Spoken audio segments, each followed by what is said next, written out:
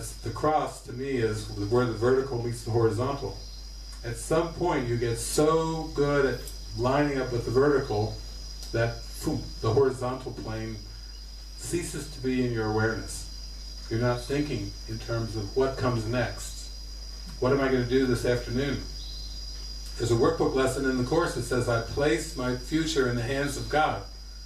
And when you honestly give your future over to the hands of God, you've given your past over too. You really are carefree, clueless, and cared for if you can place your future in the hands of God.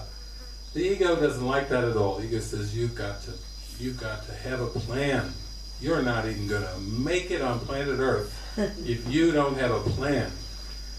You better have a plan. And if you've got no plan, then you're just a lazy, no-good, rotten bum and hope you burn in hell. That's what the ego thinks of you unless you have a good, solid plan of the future. And some of you, I know right now, are just in that phase where it still bothers you a little bit that you don't know what's coming. A little bit?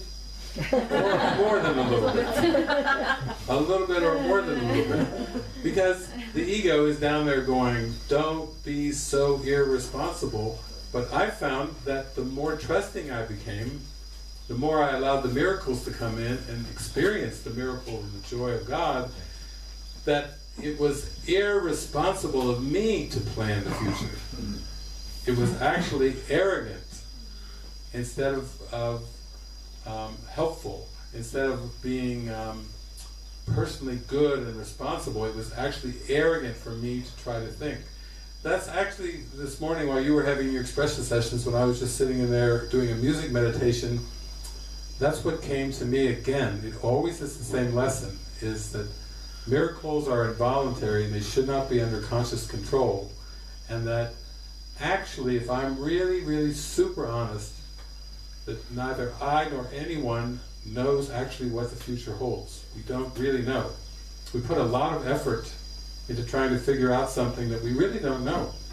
We don't know if it'll be there. You know, there's all these stories of the Bible of all this preparing, and then someone dies, and then all this coulda, woulda, shoulda. I mean, some of the happiest moments of my life have been when I've been shown that I don't know.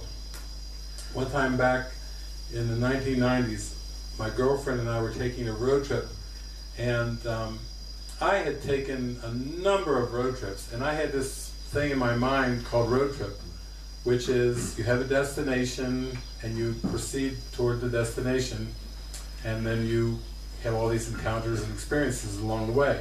But you always have a destination on a road trip. You know, it would be ridiculous to say, I'm going on a road trip and you're sitting on a couch and you're not going anywhere. So I was sitting on a couch with my girlfriend, and we were listening and praying, and I was waiting for my destination to come in. Where'd you have me go, God? I'll go in any direction, I'll do anything. And the voice said, I am the destination, and I will tell you the direction. And that's all we got. We got nothing but that. It was, and then it said, go west. So, with no destination, it just said, go west. It was in Cincinnati. So that was different from, right away I could tell this is going to be a different trip. Because before it was always, go here, go there. I was following instructions. I'll go, what's the city? Give me the name, okay, I'll go. It was, I am the destination and I will tell you the direction. And then go west. So west we went. And we drove across the Great Plains of the United States. Cornfield, wheat field, just flat, going. We drove all the way out to Kansas, and we watched our thoughts. And what were our thoughts? Well, we had some really interesting thoughts. We were talking a lot on our trip about the Colorado Rocky Mountains. Those big, gorgeous mountains out in Colorado, snow-capped, gorgeous canyons and everything. We were talking about California beaches. Wish they all could be California girl. We were talking about the beaches and this and this and this. We got out to Kansas, in the middle of the cornfield, wheat field. We stopped at a motel, we stayed there at night, overnight. Next morning we wake up, get ready, get a shower, brush my teeth, get ready to go. I hear the Holy Spirit going, now go east.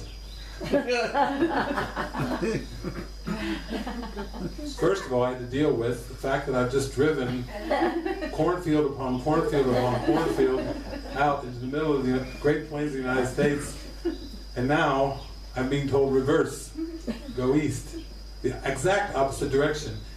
And then I'm thinking, that's going to cost me my girlfriend.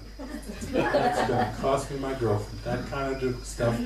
You know, when you tell your girlfriend who's talking all about the Colorado Rocky Mountains and getting that bikini on and going swimming in the beach in the ocean, that you're going to be driving through cornfields in the opposite direction. So I'm thinking, okay, I'm hearing go east, but I will give this back to you. I'll give this back to you in case I'm not hearing clearly. I'll give it back to you. And then I waited and go east. You give that back. Go east. So got dressed. We got out in the car, and you know these little towns where the motels are. You just head right for the highway. There's only two directions. It's not a tiny little town. There's only two directions. There's the highway. I'm just praying as we get. Oh, it's a red light. Here, I'm giving you. Please. And so finally, we get to the last traffic light before the entrance ramps. It's the last traffic light. So I'm just sitting there, such a place of surrender. It was nice knowing her. And then I'm at the traffic light, and I turned to her, as I was at the steering wheel, I turned to her and I say, are you hearing what I'm hearing? And she looked at me with all the sparkle and love and joy in her eyes, and she goes, yes, I'm hearing, go east! And I'm like, oh God. And when we got in that car and we headed east, it was like chitty chitty bang bang. We might as well, or E.T., you know, in the bicycle, and it goes with E.T. up into the sky. We felt like we were going off into the sky, that we weren't actually driving the car. Because the Holy Spirit was just teaching us, listen and follow me. I am the destination. I will tell you the direction. It takes faith and trust. You have to let go of your past learning. You actually, at that point, I felt like I had to be a fool for God. That's kind of what I felt like when I was sitting at the traffic light. Am I willing to be a fool for God? But then the confirmation came in through her. That's what it's all about. And that's the way our lives are, in the sense that we just don't make hard and fast set plans that we feel like are absolutely unchangeable. And yet, what I have found, and this is really the answer to what you were talking about following, through, there's an enormous integrity with it too. Like coming down here to South Africa, it seemed to be such a healing process with all those calls and communications, with huge opportunities for forgiveness, especially out here in Moorfield when you didn't really have that very good internet connections, and in general a lot of the calls, the planning calls, were not really good connections. And then you had to face that there's this task that you're doing, and then all this emotion that's going to come up. It was almost like an expression session with the goal of having a tour ending with a retreat here in Moorfield. That's really how it goes in life. That's how it goes in relationships, where you're so willing to let everything be used for healing. But little by little, Jesus helps wash away this desire for specific outcomes to be a certain way.